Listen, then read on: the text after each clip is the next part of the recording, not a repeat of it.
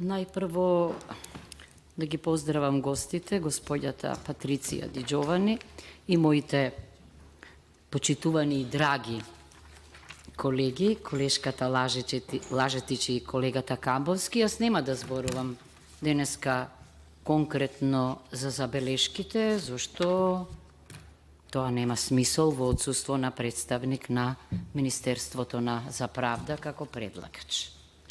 Но веднаш ќе кажам што е она што треба да се поздрави. Најпрво, не ми се веруваше дека законот ќе дојде на Комисијата за политички систем, каде што му е вистинското место. Мислев дека ќе оди на Комисијата за европски прашања, а таму постапките се секогаш скратени, а не редовни. Тоа е за поздравување. И мислам дека е многу важно. Второ, навистина на овој текст на закон, со оглед на двете директиви, му личи апликацијата на европското знаме, на вистинско место е. И, веројатно знаете, најпрво јас честопати велам, ако за нешто ни се потребни уставни измени, меѓу останатото и за посебна заштита во делот на слободите и правата на децата. И честопати велам, ајде да го следиме норвешкиот пристап, зашто нужна е заштита на најранливите категории, а токму тоа се децата. Само неколку акценти, што мислам дека се важни. Некои од нив веќе беа потенцирани. Целосно се согласувам со филозофијата на колегата Камбовски дека всушност карактеристиката деликвент некако не одговара на децата, не се деликвенти во мало и дури кога ќе направат деликти, всушност понекогаш амбиентот е криминоген и така треба да гледаме на овој проблем. Се согласувам и со еволуцијата на легислативата, особено со обидот да се стави крај на опресивната, тоа не е филозофија, опресивната доктрина или опресивното општество. Не е за фалење да имате полни затвори. Опресивниот пристап е најнесоодветен за децата и мислам дека ставањето акцент на медиацијата и третирањето на децата во ризик е многу важна категорија и тука навистина ние малку се разликуваме од соседите. Во стартот, значи, воопшто не прифаќам да се намалува границата како што некои почнаа и во Македонија да заговараат на 12 години. Не мислам дека е тоа добро решение. Не мислам дека е тоа добро решение. Решението е во она што повторно мојот колега го загатна, не само преиспитување на правната рамка за правда на децата, туку преиспитување и на институционалната рамка, ама и на севкупната општествена структура, особено и на образовниот процес. И мислам дека е тоа вистински пристап.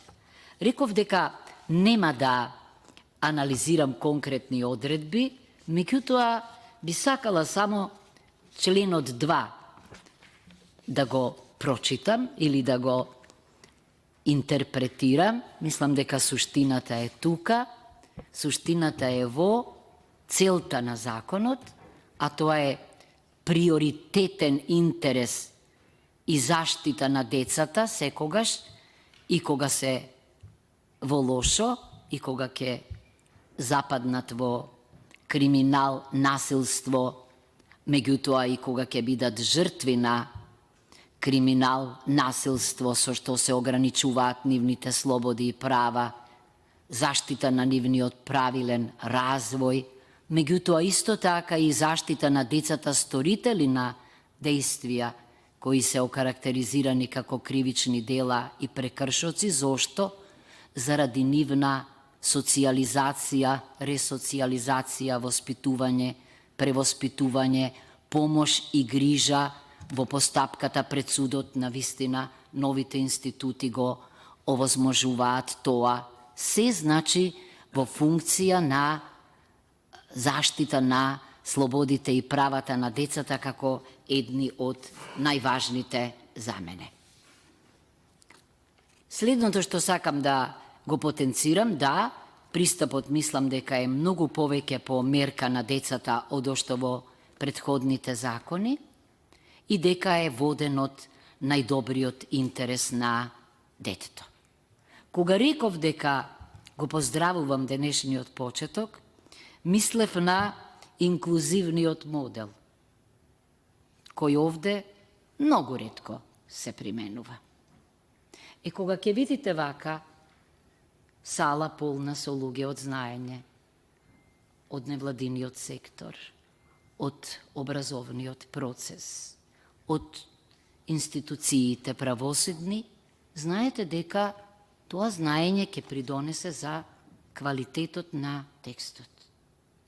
Тоа треба да биде редовна постапка овде, а не исклучок, зашто кога ќе креваме раце, јас честопати велам, а не сме ренесансни личности, тогаш со многу поголемо уверување ќе го сториме тоа врз основа на аргументите, фактите, предлозите на луѓето од нашата професија. Дури имам и една чудна идеја, бидејќи неколку пати ова собрание е многу поубаво кога ќе видите низ просториите деца од училиштата, обично во петок доаѓаат, во оваа куќа во која јас велам како Реймон Арон без прозорци, може би треба дури на една, кога ќе расправаме, зошто да не, да викнеме и представници на децата, да ги вклучиме во вистинскиот живот, за да сватат дека тие ни се најважната целот. И многу лесно изговараме и днината им припаѓа на младите. Јас често велам, не, младите треба да си ја превземат сегашноста и одговорноста, бидејќи најлесно можат да ги презентираат и штитат своите интереси. Значи, би сакала да ги видам. Да, импресивно е исто така што како да е направен обид во текстот на законот за крај на пристапот на виктимизацијата. Кога ја споменав мојата колешка Лажетич, мислев на Советот и покрај извештаите на Народниот правобранител, не можам да кажам дека и токму извештаите на Советот, кои таа ги презентира овде, се критички и самокритички и секогаш имаат не само диагноза, туку и предлози за решенија и некои од нив како да ги препознавам во текстот на законот. И тоа е она што го викаме ние, значи засновано на факти, based on evidence.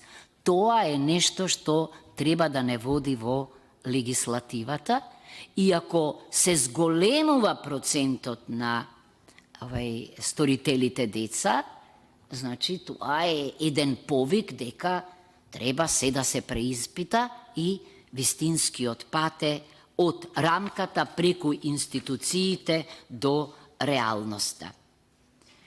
Кога денеска беа споменати стандардите, конвенциите и така натаму, и јас еве да повторам, господинот Гир мислам дека тоа го спомена, дека и во последниот извештај за 2022 година се акцентира дека нашата легислатива е ориентирана или дека ги инкорпорира европските стандарди за заштитата на човековите права, ама јас сакам да кажам да, многу важно е копенхагенските критериуми. тамо се владењето на правото и слободите и правата најважни, а детските права се најважните меѓу слободите и правата. Нема да должам, само да кажам дека очекувам бурна, аргументирана, посветена расправа. Овој закон тоа го заслужува. Мислам дека доаѓа во право време и на право место. Благодарам. И благодарам, колешки.